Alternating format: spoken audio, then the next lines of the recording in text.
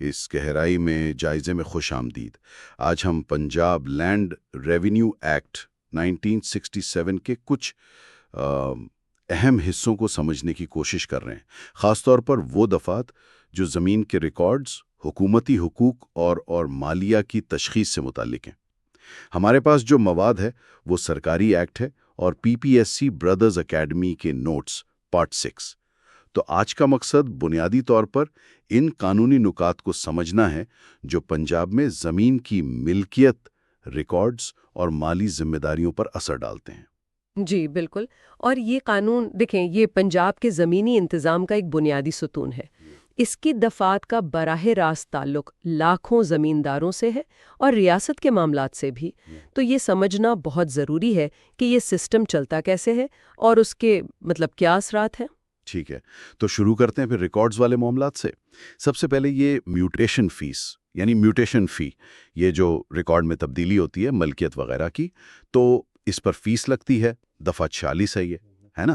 سوال یہ ہے کہ یہ فیس کون طے کرتا ہے؟ کوئی ایک ادارہ یا دیکھیں، قانون کے مطابق عمومی اختیار تو بورڈ آف ریونیو کے پاس ہی ہے، لیکن ایکٹ میں تبدیلی کے بعد خاص طور پہ یہ جو کمپیوٹرائزڈ ریکارڈز اور میوٹیشنز ہیں نا، ان کے حوالے سے یہ اختیار پنجاب لینڈ ریکارڈز اتھارٹی یعنی PLRA کو بھی دیا گیا ہے۔ یہ دفعہ 46(4) میں ہے۔ یہ اصل میں لینڈ ریکارڈ سسٹم کو جدید بنانے کی کوششوں کا حصہ ہے، آپ سمجھیں۔ PLRA کا کردار اب کافی مرکزی ہوتا جا رہا ہے۔ اچھا، اور اگر یہ فیس زمین کی قیمت یعنی مالیت کی بنیاد پر ہو تو وہ کیسے طے ہوتی ہے؟ کوئی طریقہ ہے اس کا؟ جی ہاں، بالکل۔ دفعہ 46(2) میں یہ واضح ہے کہ اگر فیس مالیت پر مبنی ہے تو اس کا حساب ضلعی کلیکٹر جو ویلیویشن ٹیبل جاری کرتے ہیں نا، اسٹیمپ ایکٹ 1899 کے تحت، ان ٹیبلز کی بنیاد پر ہوگا۔ یہ ایک طرح کا سٹینڈرڈ طریقہ ہے تاکہ شفافیت رہے۔ جی بالکل، تاکہ شفافیت رہے اور ایک جیسا طریقہ ہو۔ اور جہاں تک ادائیگی کا سوال ہے، دفعہ 46(3) تو وہ ذمہ داری اس شخص پر ہے جس کے حق میں وہ اندراج کیا جا رہا ہے، یعنی نیا مالک۔ ہاں، نیا مالک یا جو بھی حقدار بن رہا ہے۔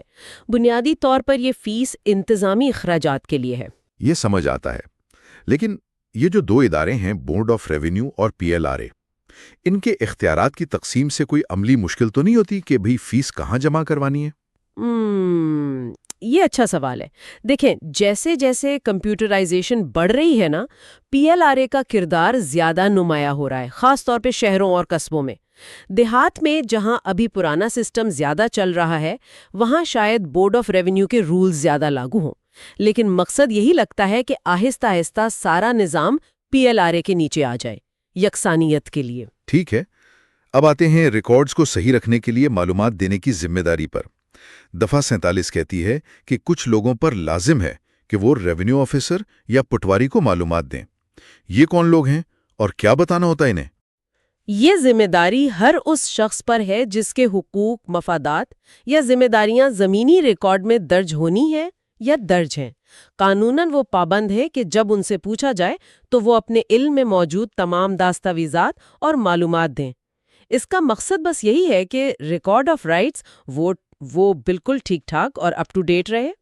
اور اگر کوئی یہ معلومات نہ دے پھر کیا؟ بالکل، اس کا نتیجہ ہے دفعہ 48 ہے۔ اگر کوئی شخص طلب کرنے پر معلومات نہیں دیتا تو کلیکٹر صاحب اس پر جرمانہ کر سکتے ہیں۔ 500 روپے تک کا جرمانہ ہے۔ رقم شاید آج کل زیادہ نہ لگے، لیکن ایک قانونی ایک رکاوٹ تو ہے نا۔ اچھا، یہاں ایک دلچسپ بات یہ بھی ہے کہ کیا اس سے کوئی چھوٹ بھی ہے؟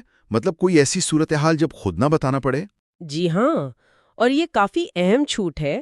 دفعہ 48(2) میں اگر کسی نے کوئی حق جیسے زمین کی ملکیت کسی رجسٹرڈ دستاویز کے ذریعے حاصل کیا ہے، یعنی باقاعدہ رجسٹری کروائی ہے، تو پھر اس شخص پر یہ ذمہ داری نہیں ہے کہ وہ خود جا کر پٹواری یا اراضی ریکارڈ سینٹر کو بتائے۔ ایسی صورت میں قانون یہ ذمہ داری رجسٹرنگ اتھارٹی پر ڈالتا ہے۔ یعنی سب رجسٹرار پر؟ جی، سب رجسٹرار پر، کہ وہ خود ہی متعلقہ ریونیو اہلکار کو اس ٹرانسفر کی اطلاع دے جو بھی مقررہ طریقہ ہے۔ اوہ، تو مطلب اگر کسی نے زمین خریدی، رجسٹری ہو گئی، تو اسے الگ سے پٹواری کے پاس جانے کی ضرورت نہیں؟ یہ تو کافی آسان ہو گیا پھر۔ ہاں، عمومی طور پر یہی اصول ہے۔ اس سے دفتری کارروائی بھی چڑھ جاتی ہے اور لوگوں کو بھی آسانی ہوتی ہے۔ رجسٹرڈ دستاویزات ویسے بھی قانونی طور پر زیادہ پکی مانی جاتی ہیں۔ البتہ یہ یاد رکھنا چاہیے کہ اگر حق کسی اور طریقے سے ملا ہو، جیسے وراثت میں، تحفے میں یا کسی غیر رجسٹرڈ اگریمنٹ سے، اگر وہ قانونی ہو تو پھر اطلاع دینے کی ذمہ داری اسی بندے پر رہے گی۔ یہ واضح ہو گیا۔ اچھا، اب ذرا حکومت کے حقوق اور کچھ قانونی مفروضوں یعنی پرزمپشنز کی طرف آتے ہیں۔ دفعہ 4(9) قانون اور معدنیات پر حکومتی حقوق۔ اس کی زبان تو بہت سخت لگتی ہے۔ کسی بھی دوسرے قانون، عدالتی حکم، رواج یا معاہدے کے باوجود یہ کیا کہتی ہے؟ آپ صحیح کہہ رہے ہیں، یہ بہت ہی جامع اور اوور رائڈنگ شک ہے۔ یہ صاف صاف کہتی ہے کہ زمین کے نیچے جتنی بھی کانیں ہیں، جتنے بھی معدنیات ہیں، وہ سب حکومت کی ملکیت ہے۔ اس میں ایک وضاحت بھی ہے کہ جوہری توانائی کے معدنیات، معدنی تیل اور قدرتی گیس کے لیے حکومت کا مطلب ہے وفاقی حکومت، اور باقی تمام معدنیات کے لیے حکومت کا مطلب ہے حکومت پنجاب۔ یعنی چاہے زمین کسی کی ذاتی ملکیت ہی کیوں نہ ہو، اس کے نیچے جو وسائل ہیں ان پر ریاست کا حق پہلے ہے۔ اچھا، یعنی اگر میری زمین سے سونا نکل آئے تو وہ میرا نہیں، حکومت کا ہوگا۔ اس کے تو بڑے اثرات ہوں گے۔ بالکل، یہ دفعہ قدرتی وسائل پر قومی ملکیت کا اصول قائم کرتی ہے۔ ریاست پھر فیصلہ کرتی ہے کہ ان وسائل کو کیسے نکالنا ہے، کس کو لیز دینی ہے، ریونیو کیسے استعمال کرنا ہے۔ اس کا اثر مقامی آبادیوں پر، ماحول پر، پوری معیشت پر پڑتا ہے، اور یہ اکثر بحث کا موضوع بھی رہتا ہے کہ فائدہ کس کو کتنا مل رہا ہے۔ اسی سے جڑی ہوئی دفعہ 50 ہے۔ جنگلات، کانیں، کوریز، بنجر زمین، ان کی ملکیت کے بارے میں کچھ مفروضے ہیں۔ یہ دلچسپ اس لیے ہے کہ یہ مفروضہ اس بات پر ہے کہ ریکارڈ کب بنا تھا۔ جی، یہ تاریخ بہت اہم ہے۔ دفعہ 50(1) کہتی ہے کہ اگر کسی علاقے کا ریکارڈ آف رائٹس 18 نومبر 1871 یا اس سے پہلے بنا تھا۔ یہ تاریخ شاید پرانے ایکٹ سے متعلق ہے، اور اس ریکارڈ میں صاف صاف نہیں لکھا کہ کوئی جنگل، کان یا بنجر زمین زمینداروں کی ہے، تو قانون یہ فرض کرے گا کہ وہ حکومت کی ملکیت ہے۔ اور اگر ریکارڈ اس تاریخ کے بعد بنا ہو تو پھر الٹ ہی ساگ ہے۔ دفعہ 502 کے مطابق اگر ریکارڈ 18 نومبر 1871 کے بعد بنا اور اس میں صاف صاف نہ لکھا ہو کہ یہ چیزیں حکومت کی ہیں، تو قانون یہ فرض کرے گا کہ وہ متعلقہ زمینداروں کی ہیں، مشترکہ ملکیت۔ یہ 1871 کی تاریخ کی بنیاد پر اتنا بڑا فرق کیوں؟ کیا وجہ تھی اس کی؟ کوئی پالیسی بدلی تھی؟ یہ ایک بہت اچھا سوال ہے، اور اس کا تعلق غالباً برطانوی دور میں زمین کے بندوبست کے طریقے سے ہے۔ 1871 کے آس پاس وہ پنجاب میں ریکارڈز کو پکا کر رہے تھے۔ ممکن ہے کہ شروع کے بندوبست میں، جہاں مقامی حقوق واضح نہیں لکھے تھے، ریاست نے بڑے پیمانے پر اپنا حق جتا دیا ہو غیر کاشت شدہ زمینوں پر۔ بعد میں شاید حقوق زیادہ واضح ہوئے یا زمینداروں کے روایتی حقوق کو زیادہ مانا گیا۔ یہ فرق اسی تاریخی عمل کی عکاسی کرتا ہے، لیکن بنیادی اصول اب بھی یہی ہے کہ ریکارڈ میں جو لکھا ہے وہی سچ ہے۔ جہاں ریکارڈ خاموش ہے، وہاں یہ مفروضے کام آتے ہیں۔ کیا اس پرانے مفروضے کو، یعنی جو حکومت کی ملکیت والا ہے، اسے چیلنج کیا جا سکتا ہے؟ جی ہاں، بالکل۔ دفعہ 50(3) راستہ بتاتی ہے، اگر کوئی یہ ثابت کر دے کہ جس جنگل یا زمین کو حکومتی سمجھا جا رہا ہے اس پر ماضی میں کبھی مالیہ لگایا گیا تھا، تو یہ مفروضہ ختم ہو جائے گا، کیونکہ مالیہ عام طور پر نجی زمین پر لگتا تھا۔ تو اگر مالیہ لگتا رہا ہے تو مطلب یہ نجی ملکیت سمجھی جاتی رہی ہے۔ یہ تو منطقی بات ہے۔ اچھا، اگر حکومت اپنے یہ حقوق استعمال کرے، دفعہ 49 یا 50 والے، اور اس سے کسی کی زمین کو نقصان پہنچے، سطح کو، جیسے کان کنی کے لیے کھدائی ہو، تو کیا اس زمیندار کو کوئی تحفظ ہے؟ بالکل ہے۔ دفعہ 51 اسی بارے میں ہے۔ یہ کہتی ہے کہ اگر حکومت ان حقوق کو استعمال کرتے ہوئے کسی کے زمینی حقوق کو متاثر کرے تو حکومت اس نقصان کا معاوضہ دینے کی پابند ہے، اور یہ معاوضہ جہاں تک ہو سکے لینڈ ایکوزیشن ایکٹ 1894 کے مطابق طے کیا جائے گا۔ یہ ایک اہم حفاظتی شق ہے جو ریاست کے اختیارات اور فرد کے حقوق میں توازن رکھتی ہے۔ یقیناً یہ اہم ہے۔ اب ذرا ریکارڈ کی قانونی حیثیت پر واپس آتے ہیں۔ یہ جو ریکارڈ آف رائٹس یا میعادی ریکارڈ بنتے ہیں، قانون انہیں کتنا پکا مانتا ہے؟ کتنے قابل اعتبار ہیں یہ؟ قانون کی نظر میں ان کی بہت زیادہ اہمیت ہے۔ دفعہ 52 کہتی ہے کہ ریکارڈ آف رائٹس یا میعادی ریکارڈ میں جو بھی لکھا ہے اسے درست مانا جائے گا، جب تک کہ اس کے خلاف کوئی ثبوت نہ آ جائے یا کوئی نیا اندراج قانونی طور پر اس کی جگہ نہ لے لے۔ اسے کہتے ہیں سچائی کا مفروضہ، پریزمپشن آف ٹروتھ۔ یہ مفروضہ پورے زمینی لین دین کے نظام کی بنیاد ہے۔ اس کے بغیر تو ہر چیز مشکوک ہو جائے گی۔ لیکن اگر کوئی سمجھے کہ ریکارڈ میں کچھ غلط لکھا ہے جس سے اس کا حق مارا جا رہا ہے، تو وہ کیا کرے؟ کیا وہ ہمیشہ کے لیے پھنس گیا؟ نہیں، ایسا نہیں ہے۔ قانون راستہ دیتا ہے۔ دفعہ 53 ہے، اگر کوئی شخص کسی اندراج سے متاثر ہے، اس کے حق پر اثر پڑ رہا ہے اور وہ اس حق پر قابض بھی ہے، تو وہ دیوانی عدالت یعنی سول کورٹ میں دعویٰ دائر کر سکتا ہے، اسپیسیفک ریلیف ایکٹ کے تحت۔ اپنے حق کے اعلان کے لیے؟ جی، اپنے حق کے اعلان کے لیے۔ اگر عدالت اس کے حق میں فیصلہ دے تو پھر ریکارڈ کو اس فیصلے کے مطابق ٹھیک کیا جاتا ہے۔ ٹھیک ہے، یہ تو ہوئی انفرادی اندراجات کی۔ ایکٹ میں کچھ اور انتظامی قسم کی دفعات بھی ہیں، جیسے دفعہ 54 بورڈ آف ریونیو کو اختیار دیتی ہے کہ وہ آس پاس کے دیہات کے لیے مشترکہ ریکارڈ بنا سکتا ہے۔ اور پھر ہے دفعہ 54A، یہ بورڈ آف ریونیو کو زمینداروں سے ان کی ملکیت کے بارے میں معلومات مانگنے کا اختیار دیتی ہے، چاہے زمین صوبے میں ہو یا باہر۔ یہ دفعہ 54A کچھ زیادہ ہی وسیع اختیار نہیں؟ دفعہ 54 نے واقعی ایک طاقتور شق ہے۔ یہ حکومت کو یہ صلاحیت دیتی ہے کہ وہ زمین کی ملکیت کیسے بٹی ہوئی ہے، کہاں زیادہ ہے، کہاں کم، اس بارے میں ڈیٹا اکٹھا کر سکے۔ یہ معلومات پھر زرعی اصلاحات، ٹیکس پالیسی یا منصوبہ بندی کے لیے استعمال ہو سکتی ہیں۔ ظاہر ہے ایسے اختیارات کی غلط استعمال کا خدشہ تو رہتا ہے، اس لیے اس کا نفاذ احتیاط سے ہونا چاہیے۔ اور اگر کوئی یہ معلومات نہ دے یا جان بوجھ کر غلط دے تو؟ اس صورت میں قانون کافی سخت ہے۔ دفعہ 54(1) کہتی ہے کہ بغیر کسی ٹھوس وجہ کے معلومات نہ دینے یا جان بوجھ کر غلط معلومات دینے پر 2 سال تک قید یا جرمانہ یا دونوں سزائیں ہو سکتی ہیں۔ 2 سال قید؟ جی، یہ دکھاتا ہے کہ ریاست درست معلومات کو کتنی اہمیت دیتی ہے۔ اسی طرح دفعہ 55 ہے جو بورڈ آف ریونیو کو ریکارڈز بنانے کے قواعد وغیرہ بنانے کا اختیار دیتی ہے، انتظامی لچک کے لیے۔ چلیں اب اس گفتگو کے آخری حصے کی طرف بڑھتے ہیں۔ زمینی مالیہ کی تشخیص، اسسمنٹ آف لینڈ ریونیو، باب ہفتم۔ بنیادی اصول کیا ہے؟ کون سی زمین پر مالیہ لگتا ہے؟ بنیادی اصول جو دفعہ 56 میں ہے وہ یہ ہے کہ تمام زمین چاہے کسی بھی مقصد کے لیے استعمال ہو، کہیں بھی ہو، وہ حکومت کو زمینی مالیہ ادا کرنے کی ذمہ دار ہے جب تک کہ اسے خاص طور پر چھوٹ نہ دی گئی ہو۔ اور چھوٹ کن صورتوں میں ہے؟ کوئی مثالیں؟ جی ہاں، دفعہ 56(1) میں کئی ایگزیمپشنز ہیں۔ اہم یہ ہے کہ وہ زمینیں جنہیں پہلے سے کسی قانون یا معاہدے کے تحت چھوٹ ملی ہوئی ہو۔ اس کے علاوہ گاؤں کی آبادی والی جگہ، چھاونی کی حدود میں زمین، وہ زمین جس پر اربن اموویبل پراپرٹی ٹیکس لگتا ہے، اور ایسی بنجر زمین جو نوٹیفیکیشن سے پہلے لگاتار 6 سال سے غیر کاشت شدہ رہی ہو۔ یہ تو منطقی لگتی ہیں چھوٹیں۔ جی، کافی منطقی ہیں۔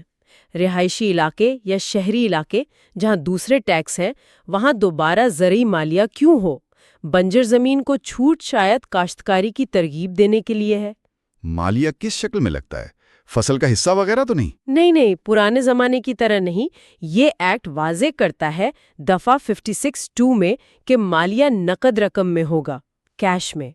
یہ یا تو ایک فکسڈ سالانہ رقم ہو سکتی ہے پوری اسٹیٹ پر، یا پھر یہ فی ایکڑ یا کسی اور یونٹ کے حساب سے ایک مقررہ شرح ہو سکتی ہے جو کاشت شدہ رقبے پر لگے۔ دفعہ 56(3) ایک اہم بات یہ بھی ہے کہ یہ ایکٹ سلائیڈنگ سکیلز کی اجازت نہیں دیتا۔ Sliding scales? یعنی جو فصل کی قیمتوں کے ساتھ بدلیں؟ جی بالکل، جو زرعی پیداوار کے سالانہ بدلتی قیمتوں سے جڑے ہوں اس کی ممانعت ہے۔ اس کی کیا وجہ ہو سکتی ہے؟ شاید بنیادی وجہ مالیہ کے نظام میں ایک استحکام اور پریڈکٹیبلٹی لانا ہے۔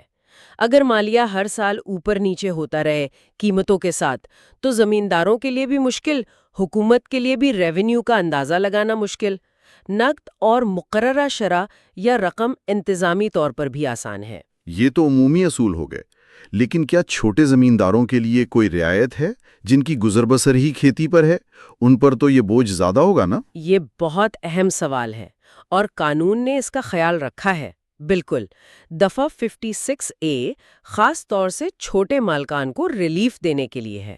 یہ دفعہ کہتی ہے کہ اگر کسی مالک کی کل زرعی زمین ایک خاص حد سے کم ہے تو اسے زمینی مالیہ سے مکمل چھوٹ ہے۔ اچھا، وہ حد کیا ہے؟ حد یہ ہے کہ اگر مالک کے پاس 2.5 ایکڑ سے زیادہ نہری زمین نہیں ہے یا 5 ایکڑ سے زیادہ بارانی زمین نہیں ہے یا ان دونوں کا ایسا مجموعہ نہیں جو کل ملا کر 2.5 ایکڑ نہری کے برابر بنتا ہو، اس کا فارمولا ہے دفعہ 70B میں، تو اسے مالیہ نہیں دینا پڑے گا۔ کب سے لاگو ہے یہ چھوٹ؟ یہ ربیع 1982-83 کی فصل سے لاگو ہے۔ واہ، یہ تو لاکھوں چھوٹے کسانوں کے لیے بہت بڑی سہولت ہے۔ بلا شبہ یہ ایک اہم سماجی اور معاشی قدم تھا۔ اس کا مقصد ان چھوٹے کاشتکاروں کو مالیہ کے بوجھ سے بچانا تھا جو اکثر بہت مشکل سے گزارا کرتے ہیں۔ اچھا، اب جن زمینوں پر مالیہ لگتا ہے وہاں رقم کیسے طے ہوتی ہے؟ دفعہ 57 کہتی ہے کہ بنیاد مجموعی پیداوار کی اوسط مالی قدر ہے، average money value of the gross produce. اس کا کیا مطلب ہے؟ اس کا مطلب ہے کہ افسران اندازہ لگاتے ہیں کہ کسی علاقے میں زمین اوسطاً کتنی مالیت کی فصلیں پیدا کر رہی ہے۔ یہ اندازہ پچھلے کئی سالوں کی اوسط پیداوار اور قیمتوں کی بنیاد پر ہو سکتا ہے۔ اس کا طریقہ کار رولز میں ہوتا ہے۔ کیا اس پر کوئی حد بھی ہے کہ کتنا زیادہ سے زیادہ مالیہ لگ سکتا ہے؟ ایسا تو نہیں کہ حکومت جتنا چاہے لگا دے؟ نہیں، اس پر واضح حد ہے۔ دفعہ 58 یہ کہتی ہے کہ کسی علاقے میں لگائے گئے مالیہ کی کل رقم اس علاقے کے تخمینہ شدہ خالص اثاثوں یعنی ایسٹیمیٹڈ نیٹ ایسٹس کی مالیت کے 1/4 یعنی 1/4 سے زیادہ نہیں ہونی چاہیے۔ یہ خالص اثاثے یا نیٹ ایسٹس کیا چیز ہیں؟ خالص اثاثے سے مراد موٹے طور پر زمین کی کل پیداوار کی قیمت میں سے وہ سارے خرچے نکال کر جو کاشتکاری پر آتے ہیں، جو رقم بچتی ہے جیسے بیج، کھاد، مزدوری وغیرہ۔ تو یہ حد اصل میں مالیہ کو زمین کی اصل کمائی یعنی پروفیٹیبلٹی سے جوڑتی ہے۔ یہ یقینی بناتی ہے کہ مالیہ پیداوار کا ایک مناسب حصہ ہو، کوئی ناقابل برداشت بوجھ نہ بنے۔ اور آخر میں دفعہ 59 کہ کسی علاقے میں عمومی تشخیص نو یعنی جنرل ری اسیسمنٹ حکومت پنجاب کی منظوری کے بغیر نہیں ہو سکتا۔ جی، یہ ایک انتظامی کنٹرول ہے۔ اس سے یہ یقینی بنتا ہے کہ مالیات کی شرحوں میں بڑی تبدیلیاں صوبائی سطح پر سوچ سمجھ کر پالیسی کے تحت ہوں، صرف مقامی افسروں کی مرضی سے نہیں۔ تو اگر ہم آج کی گفتگو کا خلاصہ کریں، ہم نے میوٹیشن فیس کو دیکھا، معلومات دینے کی ذمہ داری اور چھوٹ کو سمجھا، معدنیات پر حکومت کے حقوق، جنگلات اور بنجر زمین کا مفروضہ، وہ تاریخ والا فرق، ریکارڈ کی قانونی حیثیت یعنی پریزمپشن آف ٹروتھ اور اسے چیلنج کرنے کا طریقہ، اور آخر میں مالیہ کا پورا نظام، کون ذمہ دار، کون مستثنی، تشخیص کی بنیاد، حد اور خاص طور پر چھوٹے مالکان کی چھوٹ۔ یہ سب نقاط واقعی پنجاب میں زمین کے معاملات کو سمجھنے کے لیے بہت بنیادی ہیں۔ پھریوں کے حقوق کا تحفظ، ان کی ملکیت کا حق، نقصان پر معاوضے کا حق، قانونی چارہ جوئی کا حق، ان سب مقاصد کو ایک ساتھ حاصل کرنا ہمیشہ سے ایک چیلنج رہا ہے۔ اور آج کے لیے ایک آخری نقطہ سوچنے کے لیے چھوڑ جاتے ہیں۔ ہم نے دیکھا کہ قانون ریکارڈ کو درست مانتا ہے، دفعہ 52، اور غلط معلومات پر سزا بھی دیتا ہے، دفعہ 48 54A۔ اس صورتحال میں ایک عام زمیندار، خاص کر ایک چھوٹا مالک جسے شاید مالیہ سے چھوٹ بھی ہو، اس کے لیے کتنا عملی طور پر ممکن ہے کہ وہ ہر وقت اپنی زمین کے سرکاری ریکارڈ سے پوری طرح واقف رہے، حدود، رقبہ، ملکیت وغیرہ، اور اگر اسے کوئی شک ہو تو عملی طور پر ان ریکارڈز تک پہنچنا، ان کی تصدیق کروانا اور پھر انہیں ٹھیک کروانا، اس میں اسے کیا اصل مشکلات پیش آ سکتی ہیں؟ اس پہلو پر غور کرنا شاید ہمیں قانون کے عملی نفاذ کی حقیقت کے زیادہ قریب لے جائیں۔